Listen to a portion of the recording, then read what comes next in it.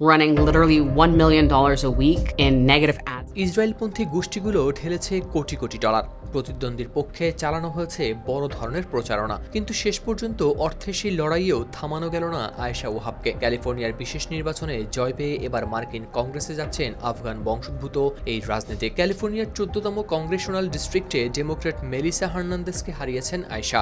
সাবেক কংগ্রেস সদস্য এরিক সোয়ালওয়েলের ছেড়ে দেওয়া আসনের বাকি মেয়াদে প্রতিনিধি পরিষদে দায়িত্ব পালন করবেন তিনি। এই জয়ের মধ্য দিয়ে প্রথম আফগান বংশোদ্ভূত মার্কিন কংগ্রেস সদস্য হতে যাচ্ছেন আয়েশা ওয়াহাব। সংবাদ মাধ্যম আল জাজিরার প্রতিবেদনে প্রকাশ পেয়েছে এই তথ্য।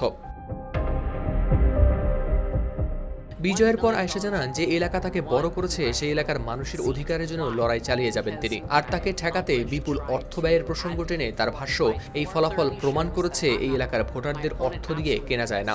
আয়েশার রাজনৈতিক যাত্রাটাও বেশ আলোচিত। শৈশবে ফস্টার কেয়ারে বেড়ে ওঠা থেকে ক্যালিফোর্নিয়ার রাজ্য সিনেট, আর সেখান থেকে এবার মার্কিন কংগ্রেসে নিজের সেই যাত্রাকে স্বপ্ন বাস্তব হওয়ার উদাহরণ হিসেবেই তুলে ধরেছেন তিনি। তবে এই নির্বাচন বিশেষভাবে নজর কেড়েছে গাজা যুদ্ধ নিয়ে আয়েশার অবস্থানের কারণে। ক্যালিফোর্নিয়ার আইনসভায় গাজার মানবিক বিপর্যয় তুলে ধরে যুদ্ধ বন্ধের আহ্বান জানিয়ে প্রস্তাবনার উদ্যোগ নিয়েছিলেন তিনি। পরে এক নির্বাচনী বিতর্কে ফিলিস্তিনিদের বিরুদ্ধে ইসরায়েলের কর্মকাণ্ডকে জাতিগত হত্যা মনে করেন কিনা জানতে চাইলে সরাসরি হ্যাঁ বলেন আয়েশা। আর এরপরেই তাকে ঠেকাতে নির্বাচনী লড়াইয়ে নামে ইসরায়েলপন্থী বিভিন্ন রাজনৈতিক গোষ্ঠীগুলো।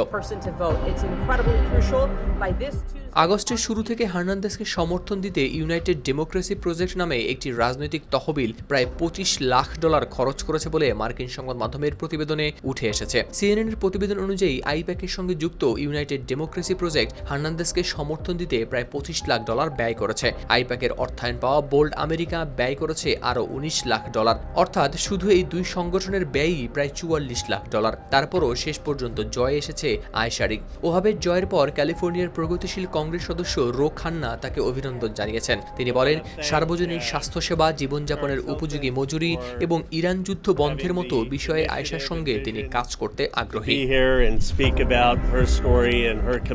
হাওলাদার শামীম, RTV।